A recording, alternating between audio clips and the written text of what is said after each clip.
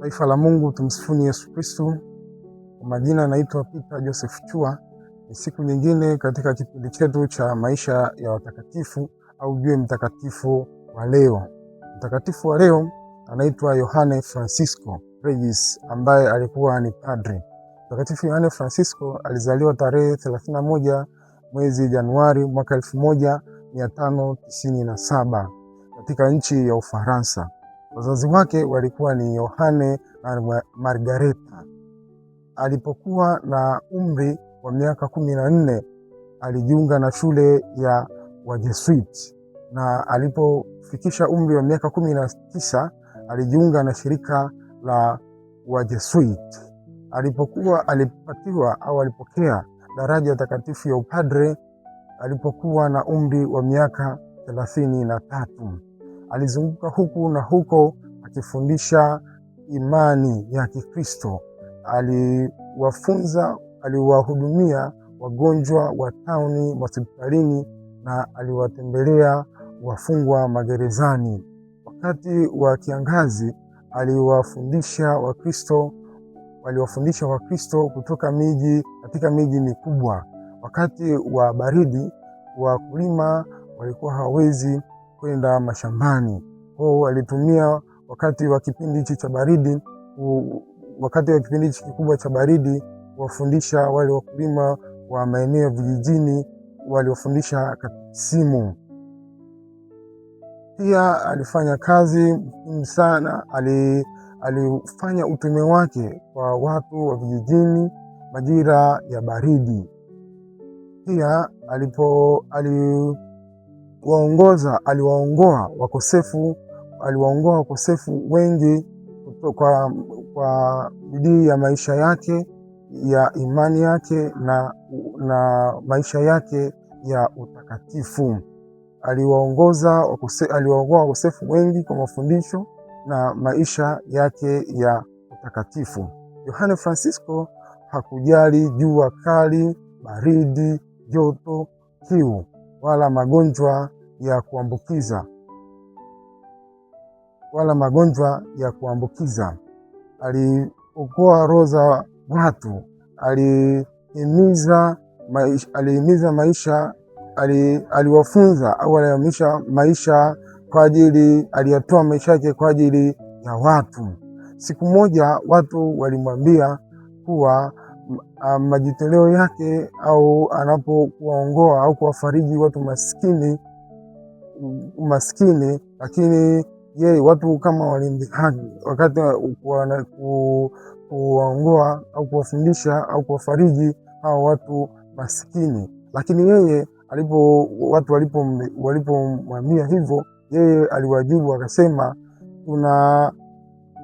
tunabarikiwa mara 2 zaidi tunapokaa karibu au kuwafariji hawa ndugu maskini, na tunapoteza hadhi zetu.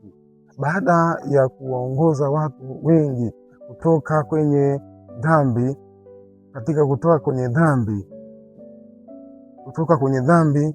watu walimwambia pia kutoka changamoto hizi alizopitia. Baada ya kuongoza watu kutoka katika dhambi, kuacha madhambi yao, watu wengi walimwambia kitubio chao ni cha muda tu, hakitadumu. Lakini yeye aliwaambia kwa juhudi zake, kama akiweza kumwondolea hata dhambi moja, akiweza kumsaidia hata mtu mmoja, akiweza kuzuia dhambi moja isitendeke, yeye mbele za Mungu amefanya kazi nzuri. Pia Mtakatifu Francisco Regis aliongoa watu wengi na kuanzisha jumuiya ya waabuduo Ekaristi na kuongoza wanawake wengi ambao walikuwa wanaishi maisha haya ya ukahaba. Akawatafutia mahala pazuri pa kufanya biashara ili kuweza kuachana na biashara yao ya ukahaba. Ni miongoni mwa kazi ambazo alifanya kwa bidii Mtakatifu Yohane Francisco Regis.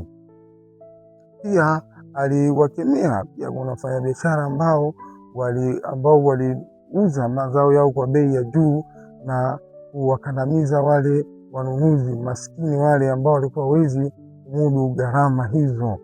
Pia Mtakatifu Francisco Regis wakati anafanya majitoleo haya hakuwa na uwezo mkubwa, kwa alikuwa anategemea kutoka kwa shirika lake, lakini shirika pia lilimwambia apunguze majitoleo yake kwa sababu shirika halikuweza kumudu gharama hizo. Lakini pia Mtakatifu Francisco Regis alipokea sakramenti ya wagonjwa au ya mpako wa wagonjwa, na alipokwisha kuipokea alimwambia padri mwenzake, ni furaha gani kufa hivi, naona Yesu na Maria wakija kunichukua mbinguni. Alifariki, mwili wake ulizikwa katika kanisa la Louvreski huko Ufaransa. Yohane Francisco alifariki dunia tarehe 31 Desemba mwaka 1640 na alitangazwa mtakatifu na Papa Clementi wa 12 mnamo mwaka 1737. Pale tafakari, Mungu wangu niangaze ningeweza kuteseka zaidi kwa ajili ya jina lako. Tumsifu Yesu Kristo. Ndugu mtazamaji, mfuatiliaji wa kipindi chetu, usikose ndio mwisho wa tafakari yetu hii ya maisha ya Mtakatifu Yohane Francisco Regis. Pia niendelee kukualika kuendelea kufuatilia vipindi vyetu vinavyoendelea.